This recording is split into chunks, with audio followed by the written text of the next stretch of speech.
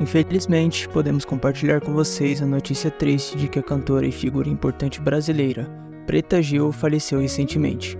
Como você pode imaginar, essa notícia causou grande impacto na comunidade artística e nos fãs em todo o Brasil.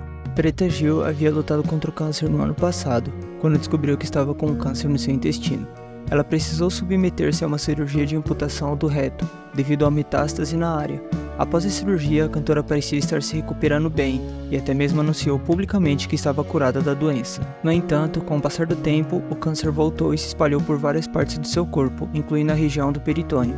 A doença estava em uma situação delicada e os médicos consideraram que uma cirurgia para tentar estancar o câncer seria a melhor opção. Infelizmente, Preta Gil teve uma parada cardíaca durante o tratamento e precisou ser ressuscitada. Além disso, ela desenvolveu um choque séptico devido a uma bactéria que se espalhou pelo seu corpo, o que complicou ainda mais o tratamento. Apesar de todos os esforços dos médicos, Preta Gil passou por sérias complicações durante o tratamento e cirurgia e acabou precisando de tratamento paliativo. Sua morte é uma perda grande para a comunidade artística e para todos os fãs que admiravam sua música e sua personalidade. Nós mandamos nossos sinceros pêsames à família e amigos de Preta Gil nessa difícil hora. Veja agora o Dr. Fernando Maluf explicando mais sobre o câncer. Dr. Fernando Maluf, muito boa tarde ao senhor, tudo bem? Oi, Nelson, é um grande prazer poder falar com você e com todo mundo da Band News que está nos vendo. Doutor, a gente provocou essa entrevista com o senhor e eu já tive a oportunidade de conversar com o senhor a respeito desse assunto. E o que me parece é que as pessoas acordaram muito tarde para esse tipo de doença, né? Que o senhor mesmo disse que é gravíssima, né? Se não atendida rapidamente, não localizada rapidamente. E a localização é simples, né? Ou seja, o diagnóstico precoce é simples, enfim. Esse problema que a Preta Gil está correndo nesse momento, está passando nesse momento, é uma situação que ela teve algum tipo de responsabilidade, ela não cuidou direito da doença, ou realmente é uma doença que ela não tem bons prognósticos? O câncer de colo reto, ele é o câncer importante, é o terceiro câncer mais comum nos homens e nas mulheres. No mundo são mais de 1.100.000 casos novos por ano. No Brasil, Nelson, 44 mil novos casos por ano. Então, quando a gente olha as estatísticas, ele corresponde a mais ou menos 7% dos tumores malignos. E esse é um câncer, não falando especificamente sobre o caso da Preta Gil, eu não comento casos de pacientes específicos, mas como exemplo, esse é um câncer que ele é um câncer muitas vezes evitável através de estilo de vida e através também de exames de rotina, né? E o exame de rotina mais importante, Nelson, é o exame que é a colonoscopia. Esse exame, ele é como se fosse uma endoscopia, mas uma endoscopia não do esôfago e do estômago, mas uma endoscopia da área do colo reto, então uma câmera que passa por dentro e que olha para ver se tem pólipos, que são pequenas verruguinhas que, em geral, são as lesões precursoras desse câncer. Então, esse câncer, muitas vezes, não começa como um câncer imediatamente, ele começa através de transformações contínuas ao longo dos anos. Então, é uma mucosa normal que se transforma num pólipo, geralmente um pólipo chamado adenomatoso ou viloso, e esse pólipo se transforma num câncer de intestino. Então, é um processo de muitos anos. E por causa disso, por não ser um câncer de aparecimento rápido, que o exame da colonoscopia é tão eficiente, porque ela consegue, muitas vezes, entender e encontrar esses pólipos e removê-los adequadamente, evitando que eles, no futuro, caso não removidos, se transformassem no tumor. Então, os estudos falam que a colonoscopia, quando feita de rotina, reduz o risco de alguém ter um câncer de intestino. Esse risco ele é diminuído em mais de 80% a 90%. E a partir de qual idade? No passado, 50 anos, mas hoje, com a incidência de casos novos aumentando em jovens, a recomendação é a partir dos 45 anos de idade. O senhor falou de estilo de vida, o senhor falou também dos exames, né? O estilo de vida leva aos exames ou necessariamente eu preciso, a partir dos 45 anos, fazer regularmente esse exame? Eu digo isso, doutor, pelo seguinte, dependendo do estilo de vida, a pessoa tem que fazer esse exame mais cedo? Então, na verdade, a resposta é, em alguns casos, sim. Essa é uma ótima pergunta. Estilo de vida envolve controle do peso, exercício físico, dieta, são todas coisas muito favoráveis para se evitar esse câncer. Esse câncer também tem uma relação com o cigarro, né, que é uma outra coisa importante. Esse câncer tem uma relação com dietas pobres em fibras, né, vegetais. Então tem os fatores de risco que são bem conhecidos. Por outro lado, a gente sabe que tem um percentual dos tumores de colo reto que podem ter uma relação familiar e genética. E aí, para quem tem um parente com câncer de intestino, parente de primeiro grau, então um irmão, pai ou mãe, esses exames muitas vezes são feitos antes dos 45 anos de idade. E para quem tem reconhecidamente uma síndrome genética que pode induzir a esse tumor, também antes.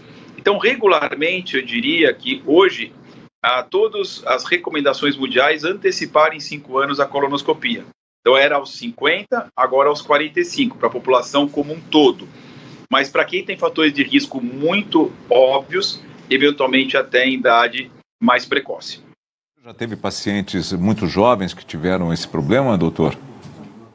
Sim, essa semana agora passada, por exemplo, eu assisti um paciente que tinha mais ou menos 30 anos de idade. Então, o que acontece por que os mais jovens têm apresentado esse câncer? Porque, na verdade, não é que os genes estão piores das pessoas, não é porque as mutações estão aumentando. É porque, na verdade, hoje em dia, o grau de dietas que são dietas que levam ou induzem ao câncer são mais frequentes. O grau de sedentarismo da população aumentou. O grau do cigarro aumentou e o grau do aumento do peso, seja sobrepeso ou obesidade também. Então, a modernidade traz tantas coisas positivas, traz coisas também que o nosso corpo não tem tempo de se adequar. E óbvio que, como o câncer, ele é induzido em boa parte pelo estilo de vida, câncer de intestino, mas não só ele, o câncer de mama, o câncer de útero, também vem tendo a sua incidência aumentando ao longo do tempo. Portanto, a gente vê hoje um número maior de jovens com câncer do que era no passado. Isso não tem uma relação que o diagnóstico só melhorou, não. Tem uma relação que sim, os casos eles estão realmente aumentando nessa faixa etária. Antes de a gente partir para o tratamento, eu queria ainda lidar mais com uma situação que a gente tem acompanhado absurdamente, quem está nas redes sociais. O senhor tem uma rede social muito ativa, né? Sempre propagando o bem, doutor, mas o que a gente vê é que há muitos influenciadores, os chamados influenciadores, que muita gente segue, não se sabe por quê, que ficam ali distribuindo receitas de emagrecimento, receitas de alimentação, enfim. E há sempre alguém que diz assim, não coma embutidos, não coma isso, não coma aquilo. Até que ponto uma alimentação regrada dentro de um certo padrão, ou seja, embutidos, outros tipos de alimentos que não são muito recomendáveis, mas são feitos ali com uma certa parcimônia, eles são prejudiciais ao intestino? Então, a gente sabe, por exemplo, que os embutidos, enlatados, dietas ricas em gorduras, em açúcares, são indutores de câncer. Mas o que eu falo, se alguém vai comer um embutido num dia porque está com vontade de comer, não tem absolutamente nenhum problema. O problema é quando você coloca embutidos, enlatados, dietas gordurosas, dietas ricas em açúcar como algo rotineiro da sua vida. Aí sim, isso é um problema. Quando você está ofendendo o corpo continuamente, esse é um problema. Mas outra vez, sem nenhum radicalismo, não é que alguém comeu um sanduíche com presunto e queijo, um sanduíche de mortadela ou de salame que vai ter câncer por causa disso.